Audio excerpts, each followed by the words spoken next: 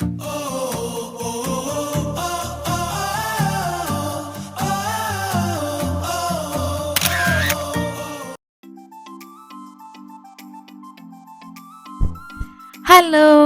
നമുക്കൊരു വാട്ടർഫോൾസ് കാണാൻ പോയാലോ?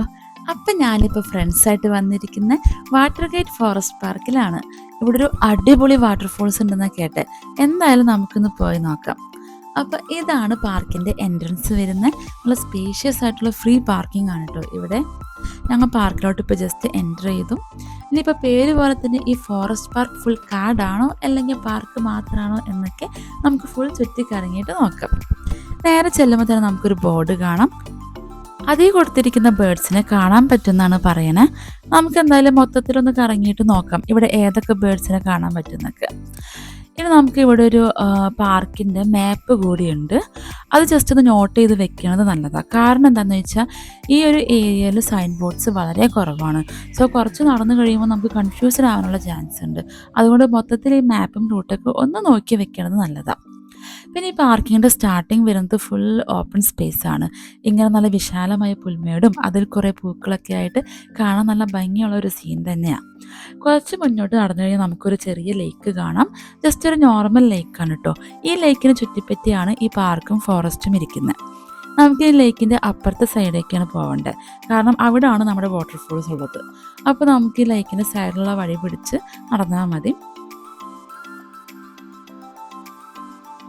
അങ്ങനെ നടന്ന് നമ്മൾ ലൈക്കിൻ്റെ ഓപ്പോസിറ്റ് സൈഡ് എത്തി.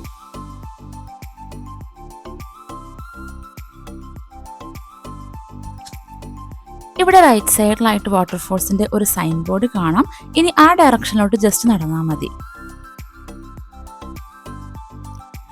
അങ്ങനെ ഫൈനലി നമ്മ പറഞ്ഞ സ്ഥലം എത്തി. ഇതാണ് നമ്മുടെ വാട്ടർഫോൾസ്. ചെറിയൊരു മാൻമെയ്ഡ് വാട്ടർഫോൾസ് ആണ് കേട്ടോ. പക്ഷെ കൊള്ളാം, മൊത്തത്തിൽ കാണാനൊരു ഭംഗിയൊക്കെ ഉണ്ട് അല്ലേ? പക്ഷെ ഇതൊന്നുമല്ല ഇവിടുത്തെ മെയിൻ ഹൈലൈറ്റ്. ഇവിടുത്തെ മെയിൻ സംഭവം എന്ന് പറയുന്നത്, നമ്മൾ നേരത്തെ ഒരു ലേക്ക് കണ്ടില്ലേ, അതിൻ്റെ ബാക്ക് സൈഡിലായിട്ട് വലിയൊരു വുഡ്ലാൻഡ് ഉണ്ട്.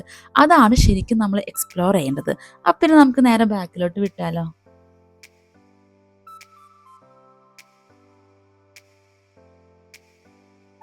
ആക്ച്വലി ഇന്ന് അത്യാവശ്യം തിരക്കുള്ളൊരു ദിവസമാണ് കേട്ടോ. ഒരുപാട് ആളുകൾ ഇവിടെ വന്നിട്ടുണ്ട്. ഈ ഒരു ഫോറസ്റ്റ് പാർക്കിന്റെ ടോട്ടൽ ഏരിയ എന്ന് പറയുന്നത് ഏകദേശം 54 ഏക്കേഴ്സിൻ്റെ അടുത്താണ്.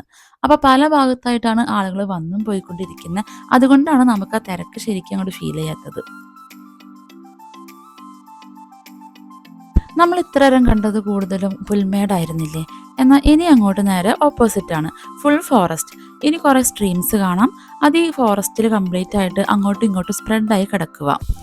അപ്പോൾ മടി വെതർ കൂടി ആണെങ്കിൽ പിന്നെ പറയണ്ട, ഇനി അങ്ങോട്ടുള്ള ഏരിയ മൊത്തം നല്ല വെറ്റായിരിക്കും.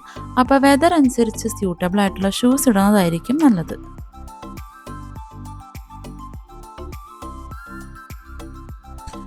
നമ്മളിപ്പോൾ ഒരു ചെറിയ കുന്നൊക്കെ കയറി മുകളിലോട്ട് വന്നു. ഇവിടെ വന്നപ്പോൾ ആണെങ്കിലോ നല്ല അടിപൊളി സീനറി. ലൈക്ക് കുറേ മരങ്ങളും ചുറ്റും കാട് പിടിച്ച് കിടക്കുന്ന പൂക്കളും അതിൻ്റെ ഇടയിൽ കൂടെ കുറേ കൊച്ചു കൊച്ചു സ്ട്രീംസും. ഇതിപ്പോൾ വീഡിയോയിൽ കൂടി കാണിക്കുമ്പോൾ ഇതിൻ്റെ ഭംഗി കംപ്ലീറ്റ് ആയിട്ട് അറിയുന്നുണ്ടാവില്ല കേട്ടോ. ബട്ട് നേരിട്ട് കാണാനുണ്ടല്ലോ, അടിപൊളിയാണ്, ഒരു രക്ഷയില്ല.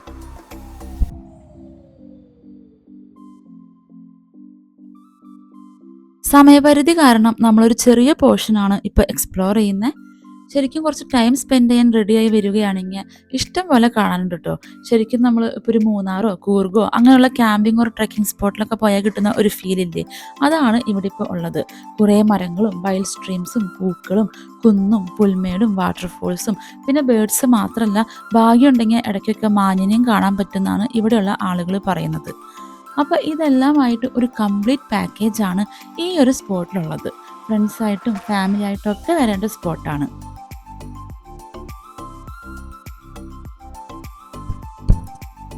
പിന്നെ ഹൈക്കിംഗ് ഒക്കെ ഇഷ്ടമുള്ള ആളുകളാണെങ്കിൽ പറയേ വേണ്ട, എന്തായാലും ഇവിടെ വന്ന് എക്സ്പ്ലോർ ചെയ്യണം.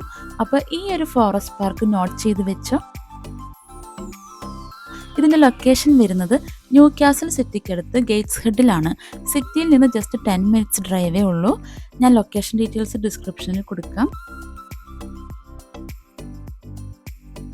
അപ്പോൾ ഈ ഒരു വീഡിയോ എല്ലാവർക്കും ഇഷ്ടമായെന്ന് വിചാരിക്കുന്നു.